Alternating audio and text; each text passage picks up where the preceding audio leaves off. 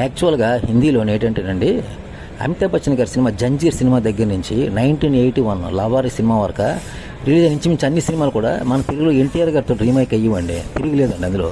అయితే ఇక్కడ వెరైటీ ఏంటంటే, రికార్డ్ ఏంటంటే, బాలకృష్ణ నటించిన యాక్ట్ చేసిన సినిమా మొత్తం 1989లో బాలకృష్ణ బ్లాక్ బస్టర్ సినిమా ఒకటి వచ్చింది, ముద్దులమా వేసిన భార్గవరాజ్ ప్రొడక్షన్స్ బ్యానర్ మీద వచ్చింది. ఈ సినిమా హిందీలో అమితాబ్ బచ్చన్ గారితో రీమేక్ అయిందండి. అందులో ఏంటి, అమితాబ్ బచ్చన్ గారు జయప్రద హీరో హీరోయిన్ అండి. ముద్దులమాయ సీత చేసిన క్యారెక్టర్ హిందీలో కూడా సీత యాక్ట్ చేసిందండి, తిరిగిలేదండి. అయితే ఇది 1991లో రిలీజ్ అయ్యి అమితాబ్ బచ్చన్ గారికి మళ్ళీ తిరిగి స్టార్డమ్ తీసుకొచ్చిందండి.